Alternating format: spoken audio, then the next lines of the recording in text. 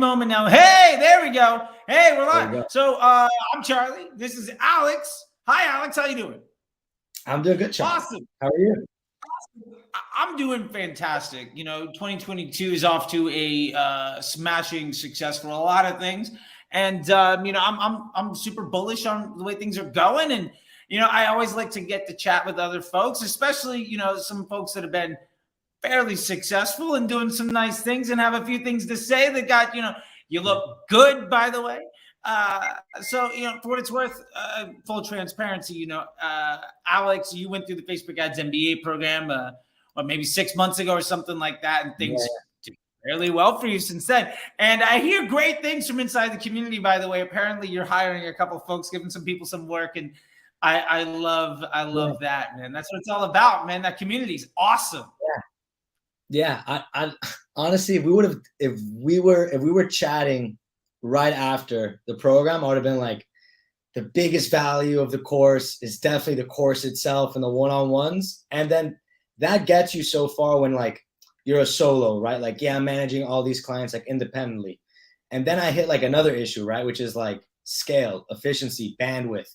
And it's like, all right, I want to keep providing value. I want to keep helping out these other businesses, but there's only so many hours in the day, and there's only so many hands, and there's only so many calls you can do in a week and stuff like that. So rather than working myself to exhaustion, I was like, look, there's an amazing community of fellow students that have graduated, have gone through the curriculum, connected with Tom, and thank you for coaching, training Tom. Like it's awesome.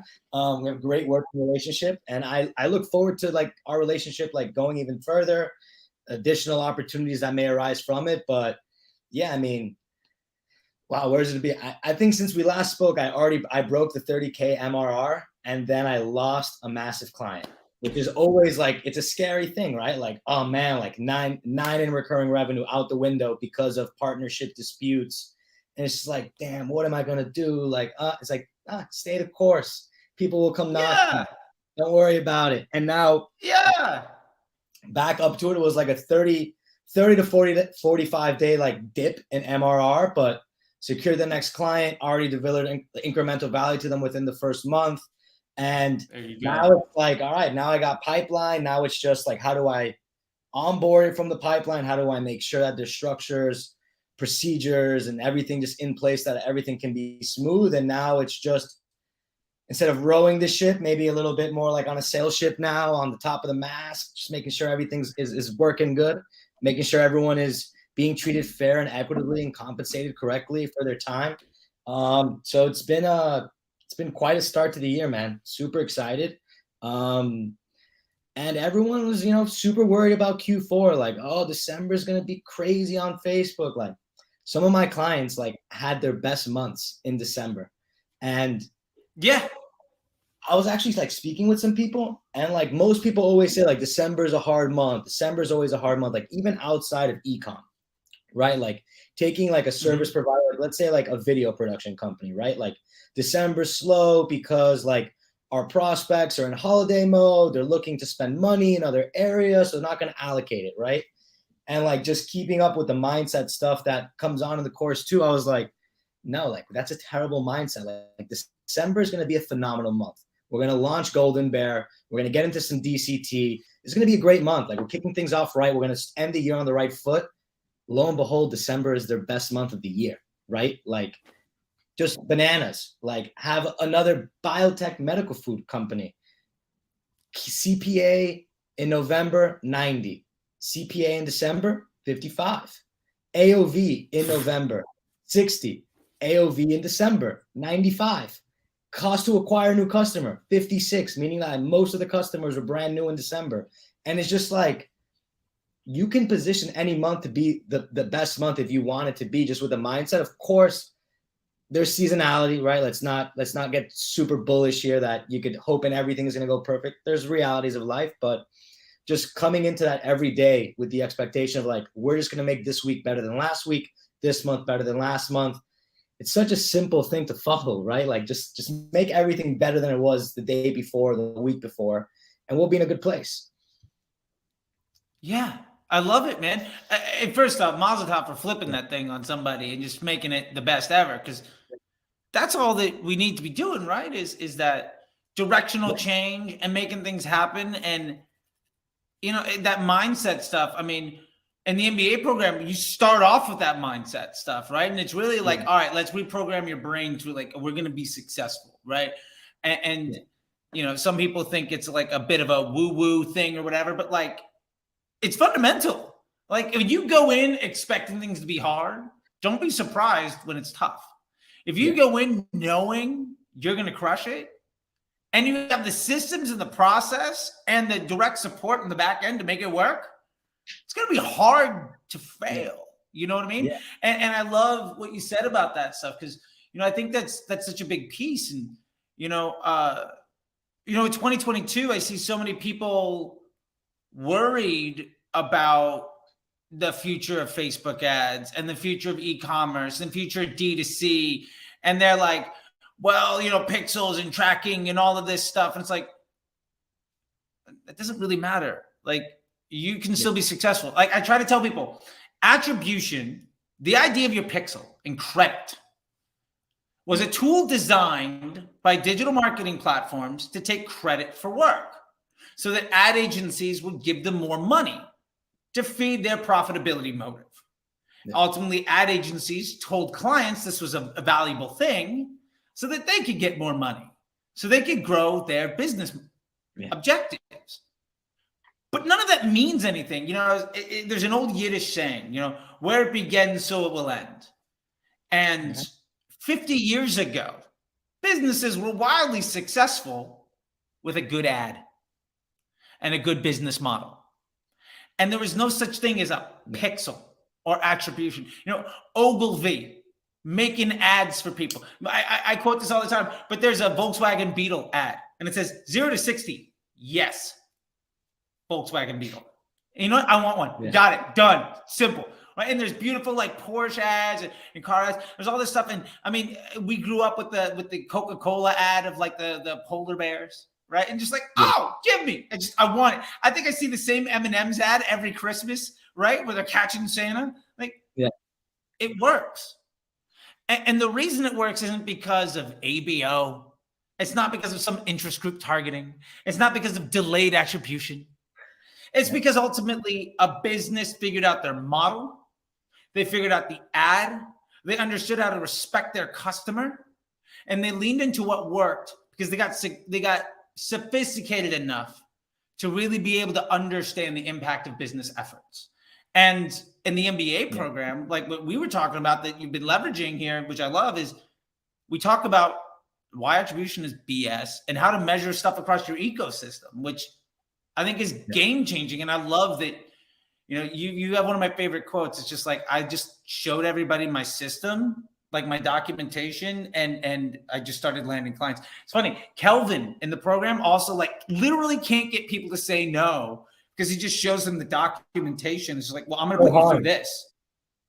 It's so hard. Really difficult. Yeah. It's so hard to say no. And like, also just another thing, right, that I got to give you credit for, and I'll give it to you on this live, right, which is just like, one, like understanding the value you deliver, right, and then like sticking to the price. Where like I knew that I was at this price, right, but then when you're dealing with someone who maybe wants a deal or whatever, or they just want 1,000 less or whatever less, and I'm just like, it doesn't even hurt to say no now, because it's like, I can't even fulfill this. So like, even if you're not even at my price, like, no, like I can't do this. And like, it's even hard, like when someone's like willing to pay the price, you're like, 30 days, like give me 30 days to find a system and a way to get this thing running for you. Like we'll get there.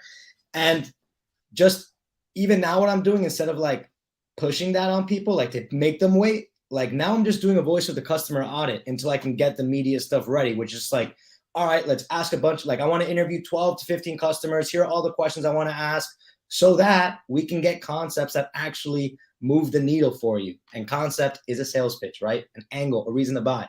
So it's literally talking to these customers and using their words, because sure, even the company will give like, hey, here's the market research that we did. This is what we think it is. But it's like, yeah, but like that's a survey with like 4 responses. How many of them are open response? Like they also know they're getting interviewed by the company itself. Yep. So the amount of insights being able to be pulled from that, one, as a strategic way to make the ads more relevant to the audience, but two, as a way to also just like not bottleneck or give false expectations of when launch can happen, right? Because even if there's a client like, hey, I need you to be live in 2 weeks. It's like, well, unless we know what we're testing, like there's probably not a reason to start right now. Or like, what's the urgency to start right now, right? Like, if you're so urgent to start right now, like, why is it? Let's see if there's a placeholder solution for that right now. And hey, like if you're just looking to spend this money, like, can you just reserve it till the next 30 days? And like, let's just loop that in. So we have additional spend up front so that we're not really tight on budgets and trying to see how many concepts we actually have spend for. It's literally all like the mindset stuff. I was total woo-hoo-hoo, ha-ha-ha, Kool-Aid sipping like at the beginning. Sure. And it's really, it's just such a way of just approaching problems, right? Like just approach this problem. Like this is the answer. And understanding that you're not going to have the perfect answer every single time. Like there's a quote I actually recently heard, which is this is a good one for mindset for just anyone watching this in general, which is like, don't let someone's today be your yesterday or something like that. It's like, don't compare where you are versus where somebody is, because they were where you were months or weeks or days ago or years ago. So Don't compare yourself like that, but also don't wait for perfection. Like if it's good enough, just go. Yeah. You don't need to wait. If it's better than yesterday, why wait? Right. And like what I'll even tell, and it's like, you can think of it right as like a crunch, right? You can think of it from a mindset crunch of like, all right, wow, we don't have enough assets. The client's asking me like, how do I produce? Do I know someone who can produce more assets, or like how many assets need to be produced? And you can just frame that approach as like, you know what, actually, like, let's be very nimble and very strategic with your budget and your distribution right now. And let's actually see what the concept should be. Let's look at some of your assets and if they can be repurposed or reformatted in ways that can fit these concepts, and don't spend any money on production.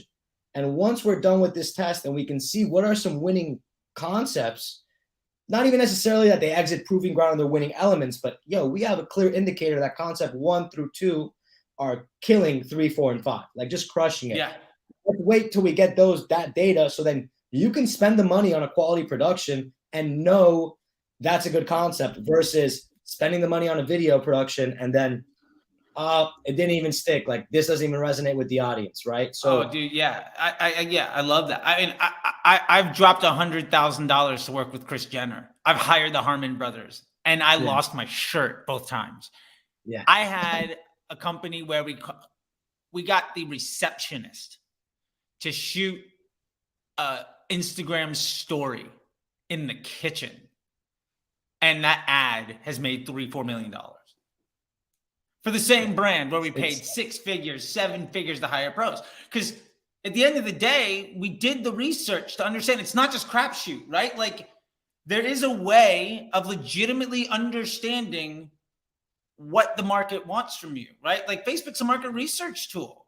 And I love that you mentioned that, because like going into the concepts, testing those things, validate the ideas that you have before making a big investment. Like you wouldn't just go into the stock market and throw $1 million at everything that somebody says is good. Like do some homework. Don't be upset if you do no homework, if you invest blindly based on what you think will work and you lose your shirt. Like you should expect to fail if you don't put the customer and your business partner as a priority in the conversation. Like, and what separates folks like you and Daniel and Calvin and Tom and all, Denise and Linda and Leslie and all these other folks, like why you guys are so successful, I think, is because you stopped putting like Facebook as like the end all be all, and you started to see how it measures into the entire system. And you also stopped treating like what you think is the best idea as the truth. And you started just letting the data lead the way and validating your investment before betting the farm on it. Because it makes tremendous difference. It's funny. Daniel, I remember we were talking on a call and he's like, yeah, man, Black Friday came around. My CPMs went up 50%. I got a domestic jewelry business. I'm paying like $13, $15 CPMs. And I was just like, do you understand how much people would beat their neighbor to death to get twice that CPM right now? And you're doing like, you're saying you in the ad copy. You're selling jewelry to women that are like 18 to 35, and you're seeing $14 CPMs because they went up 50%. Like, how are you going to fail when you do that? You know, I love it, man. I love it. And that's what we cover. And that's what I love. And you're doing that so well for so many people now. I love it. Or like, I'll do a story time, right? About like the value. Let's do it. The value of understanding the ecosystem, right? Where it's like, I don't know how many SEO people are like getting rich now just based off of this like false attribution reporting that's happening or whatever. But I literally had a client that was like, hey, like we're going to think about pulling away just some budget because Google search is just crushing it for us. And it's like, I'm open for it. Like, I'd love to see what in Google search is crushing it, because I'd love to apply that. Love to apply those learnings, like in a test on Facebook. Let's all win together. Let me see the data. I want to see it. Great. Let's see it. On a joint Zoom call with the other Google search agency who's helping out this customer. And we're looking at it. And it's like, oh yeah. So the theme of social proof is really coming strong somehow on this Google search, right? Let's just say they have testimonials, and then they have some as seen in, featured in their authority with proof going on, right? Great. Yeah. Great concept. We're also running that. But just asking that extra question, what keywords are the ones that are really driving this though? I love that the ads have a high interaction rate, but what's the keyword that's driving it? 80% of the conversions tied to branded search, right? Now that's a lack of visibility, right? Where now a client is willing to put budget towards a search term that is the brand name. But all it takes is a little conversation that says social creates the intent, search responds to the intent. Now, we're doing such a good job creating the intent on social that people are directly coming to search and doing your branded key term search is up like 200%. So is that indicative of SEO that's improving, or that's indicative of user behavior coming in search-based intent, answering the intent that we created on social, right? And it's like that simple conversation of understanding the ecosystems. Like, I want the Google search to be great. And if they're winning off of keyword terms, like, I don't want to complain against it. But it's that logic of like, I think we could probably not funnel budget there, and we're still going to get those because you rank high organically anyways. You have a unique name. No one's going to come up against you. And there's no competitors yet that we need to start bidding aggressively because they're bidding on your name right now. So let's just play it easy. Right.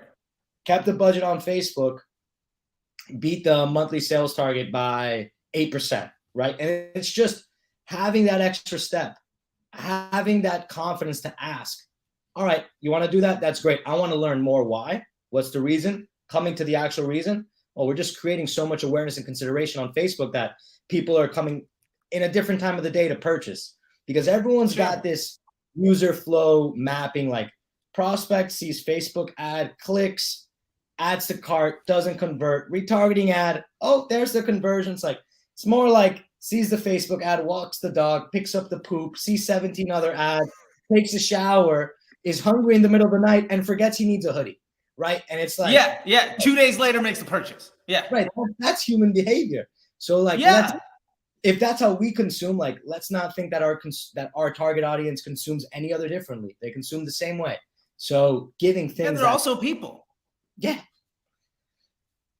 So that's basically some story time I want to share with you of just like taking that extra step with the ecosystem ROAS documentation to say, let's all be accountable. Let's all build it here. But not only like, oh wow, like these other platforms are being strong, like extra step. Like, why is that being strong? Because learnings can be shared here, but also like caution should also be shared here on like, what are like, is that an easy layup that we're seeing success in that probably like we don't need to be spending there. We're probably going to get that organically anyways. So having those nimble abilities to then pull budget. Okay, now we have an allowable loss. You wanted to do that test on this video. I see Tom over there flexing.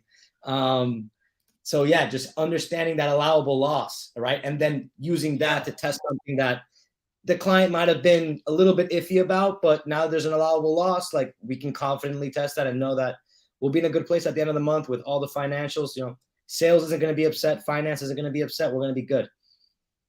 Yeah, man, I love it. And the application of Golden Bear testing there and the ecosystem ROAS, you know, and that success protocol of all the communication, everything. I mean, that makes it so easy to be successful because you're removing all the ego. You're removing the ability to hide behind bullshit. And you are coming in completely open and willing to, like, if that works, great, because we're partners. Like, I want this to work, right? Like, I don't need me to look good. I'll look like trash if it makes everything look great. And being able to really have that confidence going into a conversation where you're putting the client's bottom line first, I think is fundamental and is massive to success. Yeah. And sometimes, yeah. No, go for it. I'm just getting. Oh, I was just gonna say, like, I mean, you know, with that in mind, you know, in a couple minutes, I'd be super curious, like, where do you see things going this year? You know, I think one of the big things that people are super interested in is like, well, 2021 was an anomaly, just like 2020 was, just like 2019. Like every year, they're like, oh, well, this is the, like, things are still going pretty well. What do you think of, like, if you had to call your shot, maybe plant a flag or two in a couple minutes here, just like what 2022 looks like for you? I'm super curious because I'll tell you, I'm super bullish. And I had a great conversation with Alex P yesterday about like some of the future of some other platforms and stuff. But what do you think it's going to look like? Yeah, so I think the Facebook platform might become even better in 2022 because a lot of people are chasing shiny object syndrome right now. TikTok is pretty shiny. Connected TV is also getting really shiny right now. And not to talk negatively about both of those platforms because I have campaigns running on 2 of those platforms as well for clients because if it makes sense, it makes sense, right? And if there's a way to just get exposure there, whether it's top of funnel or using one of those platforms as a retargeting mechanism, whatever fits the right, you know, product and service and audience and brand, it works.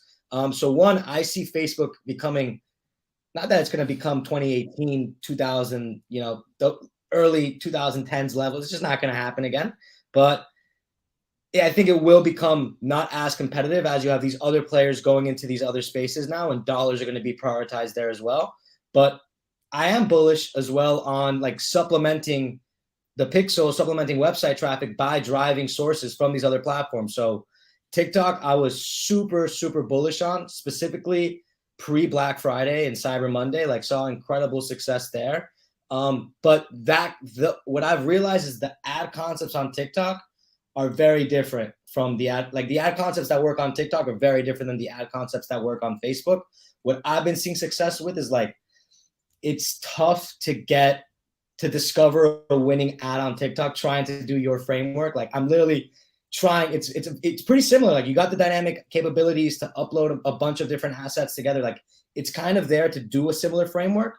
But what I've realized with the ads that work, it's the ones that are just picking up on a very popular trend immediately and are just kind of using like one trend I've seen that's been very strong is when you actually use the first 3 seconds of a TikTok frame to be of the viral video, and then you insert your brand after those 3 seconds. So people are like the intro, right? They actually think it's just a regular piece of content, like whatever the viral trend is. And then the brand comes in and then you play off the sound and you keep that going there. So finding partners that are in the creator sort of economy when it comes to TikTok has been powerful there because, again, I don't know the insights. I don't have my ego. I'm not in TikTok every day. I wish I could, but the algorithm's really good, so I got to get off the app every once in a while. But leaning into that, right? And then something else that I've noticed, like even connected TV has also been really strong, especially with a high ticket item, just because for some reason I've seen these lifts in AOV that a client will ask, like, what are you doing? Like there is some black magic going on that the success, like on January 12th, what did you do? Because it was just so wild, right? And it's like, well, we can't really, those type of questions, like a sleazy guru would say, like, oh yeah, well, I did this on that day and that's what happened, or these testing results happened, and like they'll take credit for things. And it's just like, we honestly don't know why January 12th was a good day. Like, let's look though at some metrics to explore why. It's like, no, metrics are pretty aligned, like interaction rate of its search or click-through rates, if it's Facebook, right? Like pretty similar. Only thing else that we had is like, oh, but we've been running connected TV for 12 days. So maybe we're seeing a premium nature coming from connected TV that could be supporting people that have certain objections of, I don't trust this brand, but oh wow, now they're interrupting my Hulu show or my Roku show, and now I can see this, whatever it is. But we don't know for certain, right? And that's where the ecosystem ROI'd.com is again, where now in January, we don't spend anything on connected TV the first 2 weeks to see if we take this channel away, how is it impacting it? We saw a slow dip. So not enough to say not to do it, but now we're like, all right, in the last 10 days of January, we're going to spend all the connected TV budget, see if we get that lift. All right, and then we're going to make our gut assumption there. And it's like, it's accepting it's okay to be in murky waters with a flashlight, right? Like we have a flashlight. It's not perfect. The water's still murky. We could see that it's murky. Let's acknowledge the murkiness. But like, we're not totally in the dark here. Like we're shooting from the hip, but that just becomes like, what's your partnership with your client, right? We're like, now it's just daily sales trackers hitting my inbox every day so that we can confirm like, all right, what's coming on Facebook and what's coming on Google, TikTok, and TV. Here's where we have the source of truth. Just overall, week to week, are we better? And I think that a challenge that many people may experience if they're trying to apply these learnings is that if it's all in your head, it's still not going to come across. Like you need to communicate this to your client, like from day -1, like before you sign the contract, before you take their money, before any work starts to happen. It's a blended measurement with overall, right? Like include all the other players. Where it's like, how much are you spending on Amazon? I'm not doing your Amazon, but we need to throw this number in here to get you a source of truth. Yeah. And like the expectation of like, we might be in dynamic creative testing for like 2 months, and that's okay. That's okay. Yeah. As long as we're getting versions, it's okay. Like we may not exit proving ground for 6 months. That's okay. Like as long as it's better than last month, that's the importance, right? We may not know why this day was better than the other day, but that doesn't matter because what we're looking at is like, was this week better than last week? Was this month better than last month? So it's just, it sounds so terrible to say, is to condition your clients, right? That sounds terrible, I think. Oh, no, but absolutely. Like, no, but it's absolutely the truth. Yeah, like in the psychological sense, like conditioning them to get familiar because they've been hearing the BS that everyone else has been hearing too, that when they come across your content, they're like, oh, they have that aha moment. It's like, yeah, everyone has this BS in their head of like all this garbage and nonsense that's been going around. So it's like, just tell your clients from day one or your prospects from day one, like, this is why we do it this way. We're going to do it on a blended approach. We want all parties involved. And then once you have that conversation, when they come back and they're like, you're the unicorn that absolutely crushed it for us, which I had a client that at the end of their like December year, they had like a all hands board meeting to talk about 2022 before Christmas. And I didn't make that one because I was on vacation, but they literally, I got quoted by the CMO. It was like, oh, Alex, like our unicorn guys, like, cause we lifted sales from 60K the month prior to 90,000. And then the following month, their goal was 100. We hit 108. Now the goal in 2 months is 130. And I'm like, that's an ambitious goal. Let's bring down the expectations, right? Like, because they think that there's this unicorn activity going on. And what I told them is, guys, I'm not a unicorn. Like all the copy that was developed, like it was your foundational copy, which we just put through a conversion copywriter just to tweak a little bit. But you guys knew the direction you guys were going into. And the assets, I'm just repurposing them and putting them under different content themes. What I've done is just applied a structure in place that we understand how the Facebook ecosystem works, right? And I'm never going to promise a prospect that we're going to get you a winning ad in a week, a month, 2 months. Like I can't tell you what the winning ad is going to be. I can't tell you. I don't have a crystal ball. But what I do have is a framework to discover what the lottery winning number is, the lottery winning post ID is, right? Like I have a framework to get there. So as long as you're on board with the framework to get there, then we're going to be in a great place. And literally solid.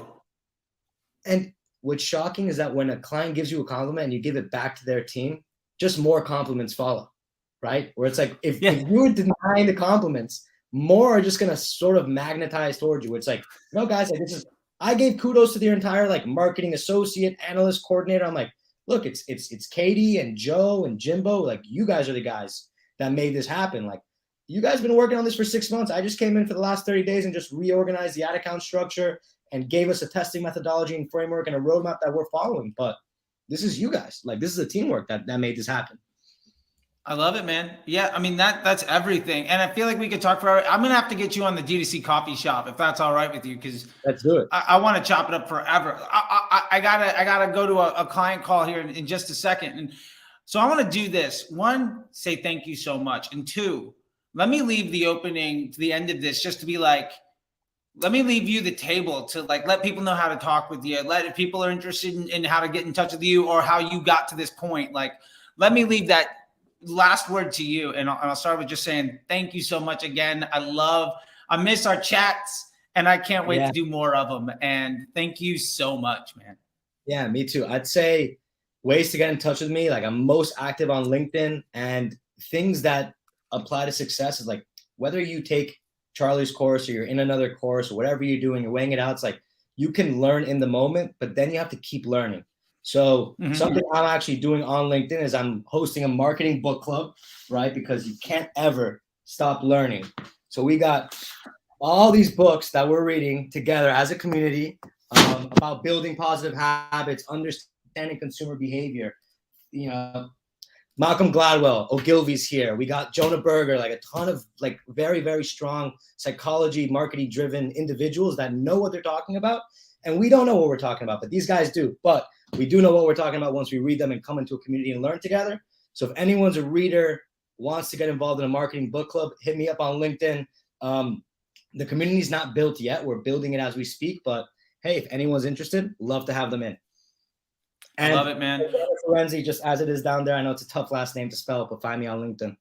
Yeah, well, they got the screenshot here. And you know, send me the link and I'll make sure it's in the description as soon as we go live with all this stuff. So, and it lives in perpetuity. But look, man, I loved having chats with you. You're one of a lot of success stories that we have out of the MBA program. And dude, I can't wait. And I've got some other stuff brewing for some alumni shit. I know you've been waiting, and I got some stuff to chat with you about. I know you're ready. I know you're ready. It's going to be great. But hey, dude, I got to let you go. I got somebody waiting. I'm a few minutes late on another great thing that I'm working with somebody else in the program. So I will see you later, man. Thank you so much. A blessing as always to chat with you. Thank you. And best of luck to you, man. Enjoy life out there. You look good, buddy. You look good. New Orleans did you well. I love the Zen. I love the garden behind you. All right, Charlie. Be well and likewise. Thank you, man. Bye-bye. I'll see you, buddy. Bye.